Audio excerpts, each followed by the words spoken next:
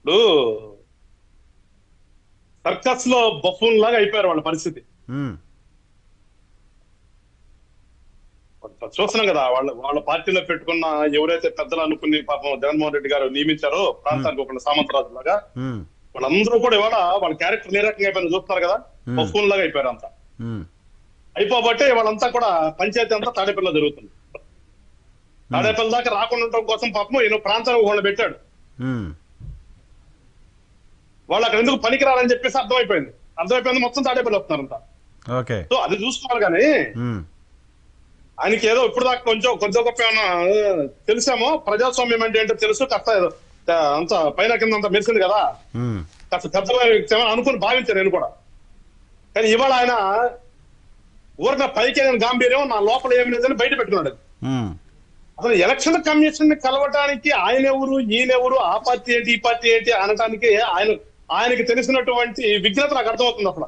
ఉమ్, అంటే ప్రజాస్వామ్యంలో అసలు what is election commission, what is voter, అసలు వాట్ ఈజ్ ద సిస్టమ్ అనేది ఏమాత్రం తెలుసు ఇప్పుడు అర్థమవుతుంది మనకు.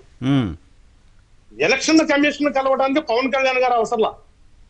ఒక సామాన్య ఓటర్ అయినా కానీ నాకు ఇవాళ ఇక్కడ మా ప్రాంతంలో జరుగుతుందని అని చెప్పడానికి వెళ్ళే అవకాశం ఉంది. అది మన సిస్టమ్, ఉమ్, మన రాజ్యాంగం కల్పించింది. అది సామాన్య ఓటర్ కూడా వెళ్ళి ఎలక్షన్ కమిషన్ చెప్పుకోవచ్చు. ఉమ్, పెద్దలు చెప్తారు, లక్ష్మణ్ గారు చెప్తారు, అవును కాదు. ఉమ్, అసలు ఇక్కడికి వచ్చి పవన్ కళ్యాణ్ గారికి ఎట్లా ఇంటర్వ్యూ ఇచ్చారు అది కంప్లైంట్ చేస్తారా? అది కంప్లైంట్ అది ఉమ్, అసలు నాకు అర్థం కాదు. ఎలక్షన్ కమిషన్ దగ్గర పోయి పవన్ కళ్యాణ్ ఎందుకు రాజారని అడుగుతారా?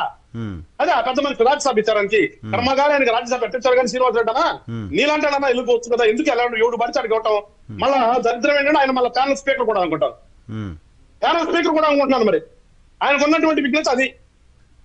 ఒక రాజకీయ పార్టీ పెట్టుకున్న తర్వాత ఆ రాజకీయ పార్టీ నాయకుడిని ఎందుకు రానిచ్చారని అడుగుతారా? ఉమ్, దాని గురించి మనం చర్చించుకోవడం కూడా అనవసరం చేస్తున్నాం చంద్రబాబు. ఓకే. ఆయన అన్న మాట గురించి మాట్లాడుకోవడం కూడా అనవసరం. మీరు అధికార పార్టీలో ఉన్నప్పుడు ఉమ్, మీరు అధికార పార్టీలో ఉన్నప్పుడు ఉమ్, మీరు అధికార పార్టీలో ఉన్నారు. అధికార పార్టీలో ఉన్నప్పుడు మీ బాధ్యత ఏంటి? మీ మీద మేము ఒక ఆరోపణ చేసినప్పుడు ఎదురు it is wrong or right అనేది, లేదంటే సరి చేసుకుంటాం అనేది ఒక ఆన్సర్ రావాలి. ఎవరైనా అందరం మనుషులే. ఉమ్, ఇప్పుడు రేపు మేము అధికారంలోకి వచ్చినా కానీ శ్రీనివాస్ రెడ్డి గారు వచ్చిందో లేదు మీరు ఎట్లా తప్పు చేశారంటే దాన్ని ఒకసారి నేను లుక్ ఇంటు ద మ్యాటర్, నేను అది కరెక్ట్ కాదు సరి చేసుకున్నా. అది రాజకీయ నాయకుడి లక్షణం, ఉమ్, రాజకీయ పార్టీగా చేయాల్సిన పని అది. అరే ఇక్కడ దౌర్భాగ్యమైన ఆంధ్ర రాష్ట్రంలో అసలు ఒకటి చెప్తే నువ్వెవడివి, లేకపోతే నీకు అదేంది, నీకు ఇదేంటి, ఇతర పర్సనల్కి వస్తారు. ఉమ్, అది కాదు కదా. ప్రజాస్వామ్యంలో ప్రజలు మీకు ప్రభుత్వాన్ని నడపని ఇచ్చేది. మీకు ఇదేదో మీరు చచ్చిపోయేదాకా మీకేమి రాసిచ్చేయలేదు. ఒక 5 సంవత్సరాల సిస్టమ్ అంతే ప్రజాస్వామ్యంలో. 5 years కి ఎలక్షన్ వస్తే ఒక సిస్టమ్ లో ఈ 5 years కి మీ పార్టీ తరఫున ఆంధ్ర రాష్ట్ర ప్రభుత్వాన్ని పరిపాలించండి, ఆంధ్ర రాష్ట్ర ప్రభుత్వం బడ్జెట్ గారు ప్రజలకి మంచి చేయండి అని చెప్పి ఇచ్చిన మ్యాండేట్ అది. అది మర్చిపోయి వీళ్ళకి ఇష్టానుసారం అసలు అది తెలియదు వాళ్ళకి ఏమేమి మాట్లాడుతున్నారో ఏమేమి చెప్తారో చూస్తున్నాం. ఆ పరిసరం ఇది. ఇప్పుడు మేము ఇవాళ ఎలక్షన్ కమిషన్ ఎందుకు వచ్చింది? ఇప్పుడు మొన్న అడిషనల్ ఏమంటాం మనం డిప్యూటీ పోయింది సార్, లాస్ట్ మంత్ లో వచ్చారు ఆయన డిప్యూటీ ఎలక్షన్ కమిషన్ మొన్న వచ్చారు. ఆయన వచ్చి ఇట్లా రాజకీయ పార్టీ నుంచి ఇక్కడ జరుగుతున్నటువంటి వాటి మీద కంప్లైంట్లు కానివ్వండి, లేదంటే ఇంకోటి కానీ ఆయన కూడా మాట్లాడారు, తీసుకున్నారు, వెళ్ళారు. మళ్ళా సెకండ్ టైం కమిషనర్ ఆంధ్ర రాష్ట్రంలోకి స్వయాన వచ్చారంటే ఏంటి? ఇక్కడ జరుగుతుందనే కదా వాళ్ళు వచ్చింది. రాగానే కదా ఫుల్ బెంచ్ రాంగ్ అని చెప్పేసి వాళ్ళు వచ్చారు. వచ్చినప్పుడు ఒక రాజకీయ పార్టీగా బాధ్యతగా, ఒక రాజకీయ పార్టీ నాయకుడుగా ఇక్కడ జరుగుతున్నటువంటి అవకతవకల్ని చెప్తామండి, చెప్పాలి కదా ప్రజాస్వామ్యంలో. అదే ప్రజాస్వామ్యంలో ఉన్నటువంటి అవకాశమే అది. ప్రతి రాజకీయ పార్టీకి రిజిస్టర్డ్ రికగ్నైజ్డ్ అసలు ఏమీ లేదా ఉందన్నది. ఎలక్షన్ కమిషన్ ఆఫ్ ఇండియాలో రిజిస్టర్ చేసుకున్నటువంటి ప్రతి పార్టీకి ఉన్నటువంటి అక్కడ రిప్రజెంటేటివ్ కూడా అవకాశం ఉంటుంది. ఫస్ట్ తెలుసుకోవాలి. సో అసలు ఆరోపణ అర్థం లేదు 100% అండి. నాట్ ఓన్లీ ఫర్ మీ, మీకు కూడా కొంచెం మీకు సార్ ఇప్పుడు అందుకని అంటే పెద్దలు చెప్తారండి దాని మీద. నాకు కూడా చిన్న డౌట్ ఉంది, నేను లక్ష్మి గారితో క్లారిఫై చేసుకుంటా. Before that YSR Congress party version తీసుకుంటాను. శ్రీనివాస్ రెడ్డి గారు నమస్తే సార్. నమస్తే అండి నరసింహరావు గారు. ఎంత కామెడీగా మాట్లాడతారని నవ్వుకుంటారు ఇవాళ. రైట్, శ్రీనివాస్ రెడ్డి గారు విన్నారు కదా. విజయసాయి రెడ్డి గారు నమస్తే మీకున్న నరసింహారావు అభ్యంతరాలు గారు. చెప్పొచ్చు, మీకు ఇంకా ఏం కావాలో చెప్పొచ్చు, ఎట్లా ఇబ్బందులు ఉన్నాయో చెప్పొచ్చు, ఎట్లా తెలుగుదేశం పార్టీ వైలేషన్స్ చేస్తుందో చెప్పొచ్చు, కానీ పలానా రాజకీయ పార్టీని పిలవాలా వద్దో చెప్పడానికి మీరెవరు? వెంకటేశ్వర ముందుగా గారు మీకు నరసింహారావు గారు, ముందుగా మీకు ఏహా టీవీ వీక్షకులకు, అట్లాగే వెంకటేశ్వరరావు అన్నకు, సోదరి గారికి, లక్ష్మణ్ గారికి శుభ సాయంత్రం అండి. నమస్తే సార్. ఇక్కడ వారు సూటిగా సమాధానం, ఇప్పుడు ఆయన ఏ హోదాతో వచ్చాడు అన్నారు. ఏంటంటే ఒక వైపున భారతీయ జనతా పార్టీతో పొత్తులో ఉన్నాడు, భారతీయ జనతా పార్టీ తరఫున వచ్చాడా, తెలుగుదేశం తో కలిసి వచ్చాడా అని చెప్పేసి అడిగాడు ఆయన. ఒక వ్యంగ్యబాణం వేశాడు విజయసాయి రెడ్డి గారు. దాన్ని అంత సీరియస్ గా వీళ్ళు తీసుకోవాల్సిన అవసరం లేదు. విషయం ఏంటంటే ఇక్కడ వైఎన్ఆర్ గారు ఇక్కడ ఆలోచించాల్సినటువంటి అంశం కూడా ఒకటి ఉంది. ఏంటంటే పార్టీ అధ్యక్షులే ఏకంగా వెళ్ళలా. ఈ మధ్య ఏంటంటే ఈ జనసేన టీడీపీలు కలయిక అంతా గందరగోళంగా ఉంది. పశ్చిమ గోదావరి జిల్లాలో ఉన్నది 15 సీట్లు అయితే 12 చోట్ల మేము పోటీ చేయాలంటున్నారు. ఎవరు? జనసేన వాళ్ళు.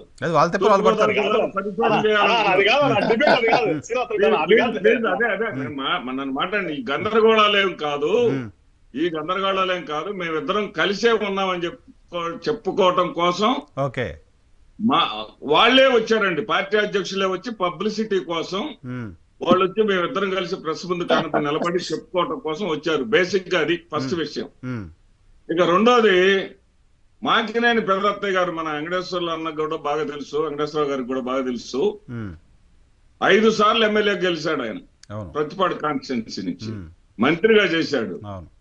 ఆయన స్వయంగా చెప్పినటువంటి, ఆయన కొంతకాలం మా వైఎస్ఆర్సీపీలో ఉన్నాడు, అందరం కలిసి జిల్లా టూర్లు చేశాం. ఆయన స్వయంగా చెప్పిన మాట ఏంటంటే, చంద్రబాబు నాయుడు వచ్చిన తర్వాత ఎన్నికలు అనేవి డబ్బుతోనూ దొంగ ఓట్లమయంగా మారిపోయినాయి అని చెప్పినటువంటి పరిస్థితి. దానికి నిజమైన ఉదాహరణ ఏంటంటే 1999లోనే రాజశేఖర రెడ్డి గారు గెలిచి ఉండాల్సింది. ఆయన గెలవలా, 2004లో గెలిచాడు. 2004లో ఎందుకు గెలిచాడంటే కాసు వెంకటకృష్ణారెడ్డి గారు పెద్ద ఫైట్ చేశాడు, 1,08,00,000 దొంగ ఓట్లను తొలగించాడు. తొలగించిన దానికి రాజశేఖర రెడ్డి గారి ప్రజాప్రస్థానం యాత్ర తోడయి తెలుగుదేశం మట్టిగరిచింది. అదేవిధంగా మొన్నటి ఎన్నికల్లో 2014 ఎన్నికల్లో కేవలం 5 లక్షల ఓట్లతోటి తెలుగుదేశం పార్టీ గెలవటం జరిగింది. మేము మొత్తుకున్నాం, 30 లక్షల దొంగ ఓట్లు ఉన్నాయి స్వామి, దొంగ ఓట్లు 30 లక్షలు ఉన్నాయి, 30 లక్షల ఓట్లు ఉన్నాయి, తొలగించండి మొత్తుకుంటే మమ్మల్ని ఆలకించిన వాడు లేడు. ఎన్నికలు అయిపోయిన తర్వాత ఆ 30 లక్షల ఓట్లను తొలగించారు. తొలగిస్తే తెలుగుదేశం పార్టీ ఎంత యాగి చేసిందంటే కుయ్యో మొర్రో అంటూ యాగి చేసింది.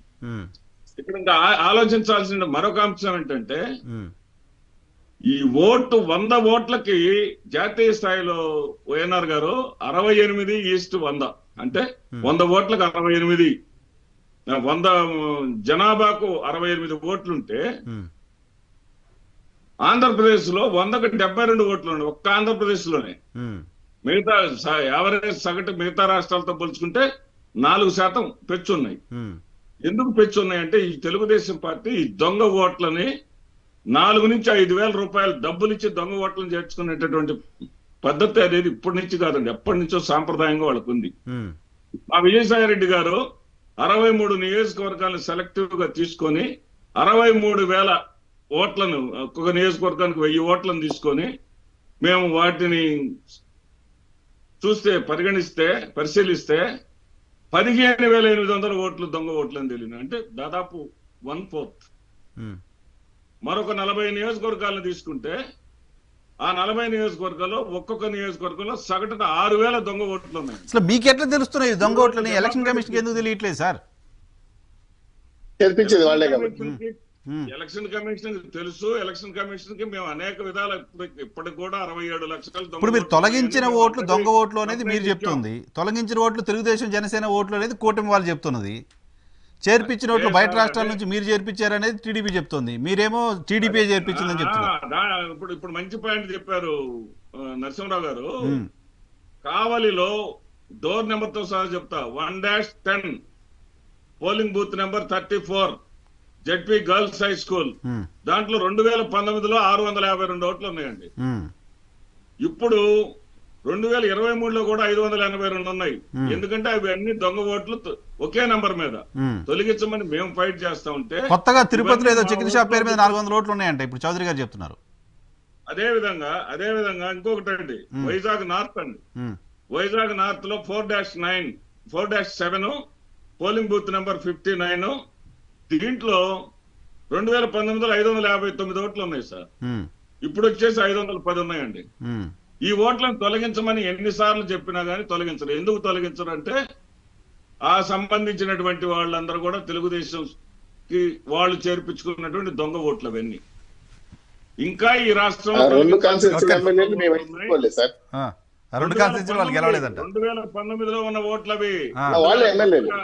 ఇప్పుడు మా యొక్క విచారణ, మా యొక్క డిమాండ్ ఏంటంటే ఉమ్, 2015 నుంచి 17 వరకు జరిగినటువంటి ఈ ఓట్ల నమోదు మొత్తాన్ని కూడా ప్రక్షాళన చెయ్యాలి.